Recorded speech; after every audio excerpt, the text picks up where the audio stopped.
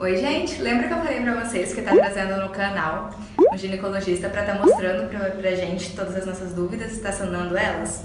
Então eu tô aqui com o Dr. Pedro, tudo bem, Dr. Pedro? Prazer estar aqui filmando o seu canal. Ai, que bom! Então a gente vai começar, a gente vai gravar parte 1 e parte 2. A parte 1 vai ser sobre o DIU, respondendo todas as dúvidas de vocês. E a parte 2 vai ser sobre sexualidade, tá? O senhor pode explicar um pouquinho pra gente como funciona o DIU, os anticoncepcionais? Então, os anticoncepcionais, hoje em dia a gente tem vários métodos para prevenir uma gestação, né? Sendo que a gente tem os métodos de barreira, a camisinha, principalmente, que se enquadra nesse lugar. Temos os anticoncepcionais orais, os adesivos, o anel vaginal com um hormônio, o DIU e o Implanon, que é o implante subdérmico também. Desses métodos, o único que é um método que não contém hormônio é o DIU de cobre. Os outros são todos métodos hormonais que a gente chama, né? Dentro dos anticoncepcionais orais existem uma gama de anticoncepcionais indicados para cada paciente. Paciente que tem acne, paciente que tem muito sangramento, paciente que tem muita cólica. Então, cada anticoncepcional é indicado em algum quadro, né, específico. Em relação ao DIU, a gente tem duas alternativas. A gente tem o DIU de cobre e o DIU com o hormônio, que seria o Mirena.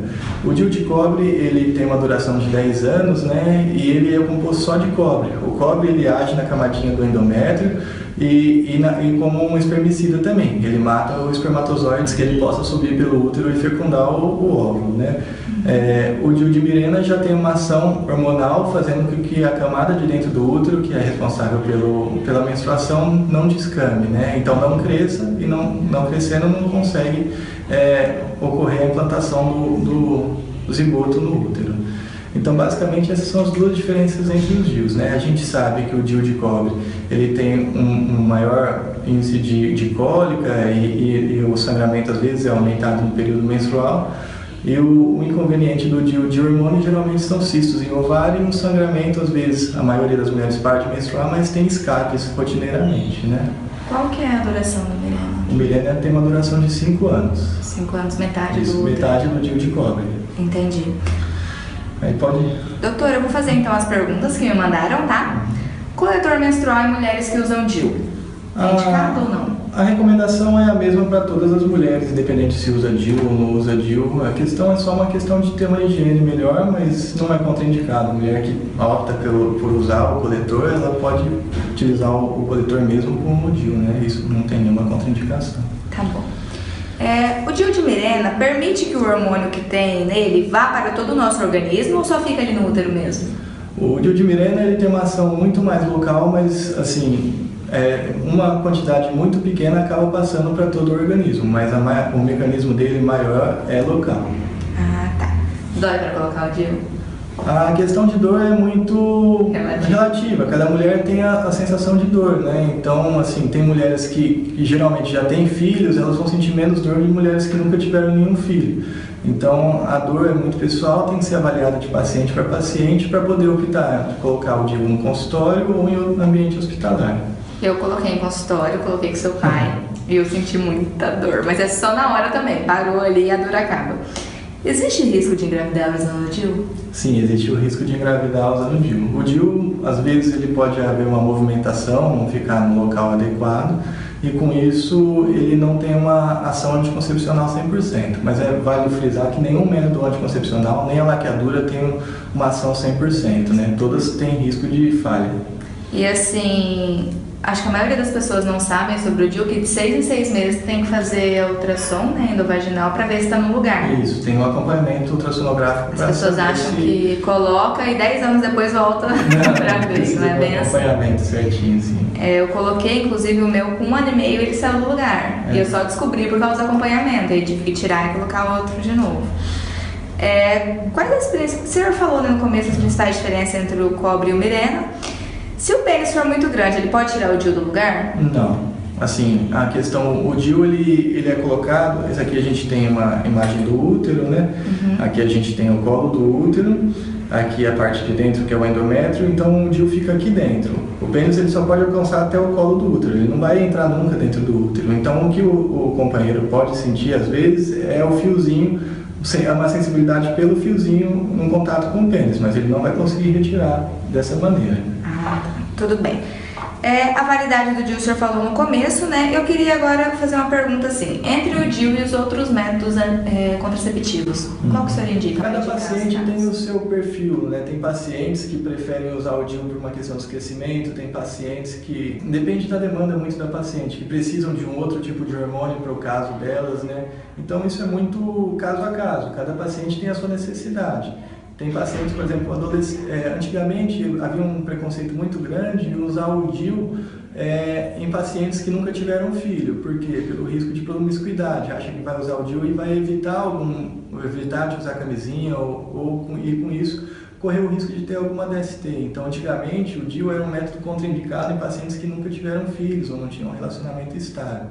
Hoje em dia isso já tem mudado, por causa da questão da gravidez na adolescência. Então, hoje em dia, já sabemos que é melhor a mulher se prevenir usando isso do que ter uma gravidez precoce, não desejada, né?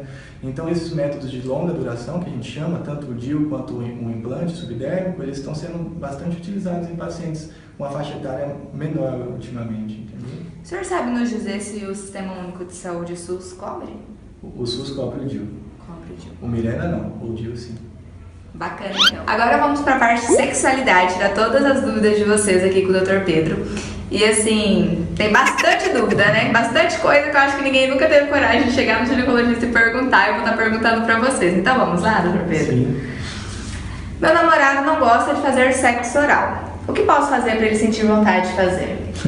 Essa é uma pergunta muito individual, né? Então, assim, não está relacionada muito à parte médica, mas a gente sabe que cada pessoa tem sua preferência, né? Então você tem que ver o que ele gosta, como ele gosta e como ele vai fazer, né? Se ele às vezes não gosta da questão de pelo, às vezes dá uma parada, se a questão é de usar algum lubrificante com gosto, com sabor, né? E às vezes conversar, às vezes se você tiver um contato legal com seu parceiro, uma conversa bacana, ele vai entender o seu lado e às vezes vai se propor a fazer o que você tem vontade pelo bem do casal, né?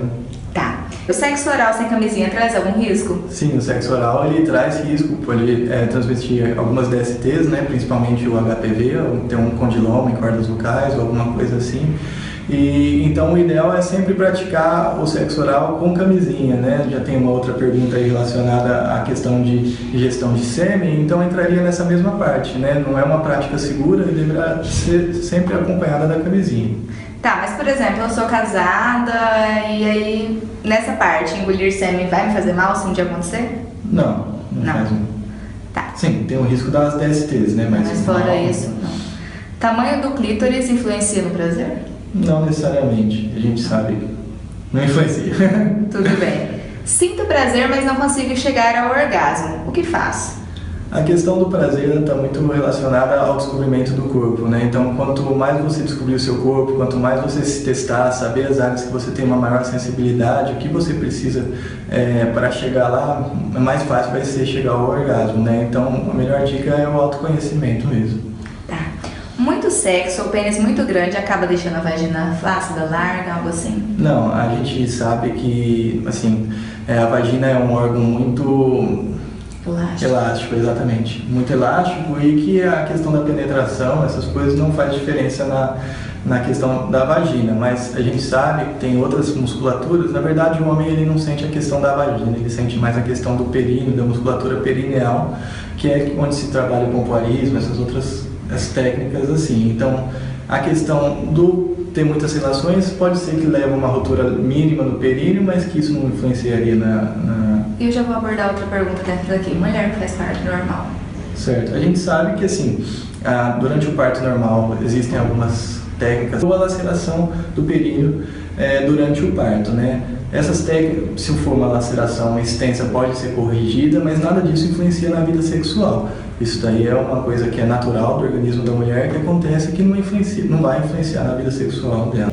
Minha vagina faz um barulho estranho de gases durante a relação. Como evita essa saia justa? A questão desse barulho é por causa de uma entrada de ar na vagina, né? Então isso se deve muito à posição da relação sexual. Geralmente a de 4 apoios é a mais comum disso acontecer. Então a questão seria variar a posição, basicamente. Tudo bem. Tem como fazer sexo anal sem sentir dor? A questão do sexo anal em primeiro lugar, assim, tem que ser feito com camisinha, né, bem seguro. E a segunda é que tem que usar lubrificante, tem que ter a posição ideal, né? Então tudo isso tem que ser realizado para que tenha prazer nesse momento, né? Então ela e o parceiro tem que achar uma posição ideal, lubrificar bastante para que possa se tornar um ato prazeroso. Por que às vezes não fica lubrificado o suficiente?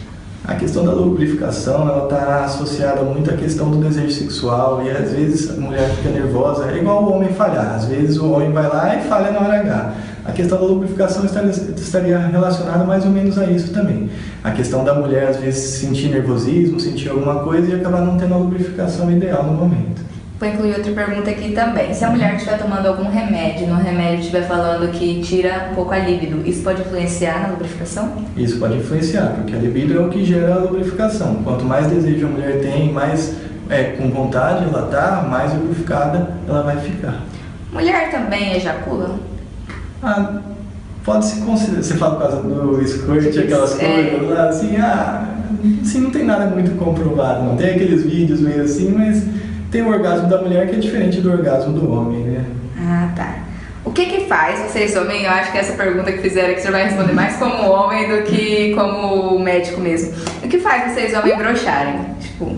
isso tem muito... É muito pessoal isso, na verdade, né? Isso é muito de cada pessoa, né? Então...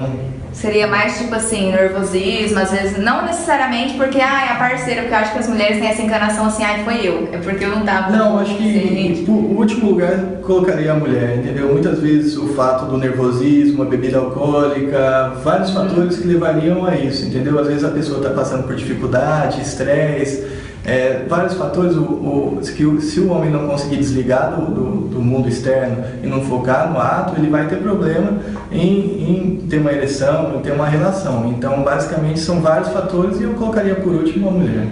Porque eu acho que elas fizeram nessa intenção, que elas acham sempre que o problema é com elas. A mulher, quando ela não tem libido, né? O que pode fazer para melhorar isso? A questão da libido, ela está relacionada mais no período do climatério, do período da menopausa, pós-menopausa, quando os hormônios eles baixam, né? Então essa é uma pergunta geralmente que ocorre mais por causa das mulheres mais no final nessa época do climatério, da menopausa, mas tem mulheres também que têm dificuldade de sentir isso na sua fase ativa, né? Na sua idade ativa sexualmente. Então, assim, ela tem que procurar alguma terapia ou alguma coisa a princípio, porque geralmente a libido é devido a fatores psicológicos, né? Em segundo lugar, a gente colocaria fatores orgânicos, que é a parte dos hormônios, a parte hormonal mesmo, que poderia estar afetando isso. E aí existem medicações que podem ser passadas para que haja uma melhora nesse sentido. Vamos com as últimas perguntas agora, doutor. Uma pessoa em especial me mandou assim, perguntando, ela falou que ela teve gêmeos. Certo. Ela estava amamentando e tomando um anticoncepcional, né? Que eu não vou citar o nome aqui. E aí, assim, ela engravidou, mesmo assim, mesmo amamentando e tomando anticoncepcional, ela engravidou novamente. Inclusive, os filhos dela, ela engravidou quando os gêmeos iam fazer 1 ano. Isso é normal? Você me mostrou, existem 2 tipos de anticoncepcionais que a gente prescreve durante o período de amamentação. Você me mostrou qual que era e esse anticoncepcional ele é seguro e a gente usa ele até em mulheres que não estão amamentando. Que existem outras classes de anticoncepcionais que são chamadas micropílulas. Micropílulas são usadas na amamentação, tem uma dosagem menor de hormônio pela questão de evitar que o bebê acabe ingerindo um pouco de hormônio também, então ele tem uma eficácia reduzida. Mas esse medicamento que a pessoa citou em si era um medicamento que não era uma micropílula e que ele é utilizado até fora da amamentação. Então provavelmente houve uma falha na tomada ou alguma coisa que levou a isso, entendeu? Entendi. E como o senhor disse também, nenhum método é 100% seguro, 100%. Né? Ela pode ter caído naquela mínima porcentagem. Olha, eu queria muito agradecer o senhor aqui no canal. Acredito que o senhor sanou muitas dúvidas, igual eu falei, que elas não têm coragem de chegar aqui no consultório e perguntar, né? Por vergonha mesmo, por se sentir constrangido. Queria muito agradecer mesmo. Muito obrigada, doutor Pedro. Eu que agradeço o convite e estou à disposição, sempre que você precisar, pode. Tá bom então, gente. Curtam o vídeo, se inscrevam no canal e comente o que vocês acharam, tá bom? Um grande beijo e tchau, tchau.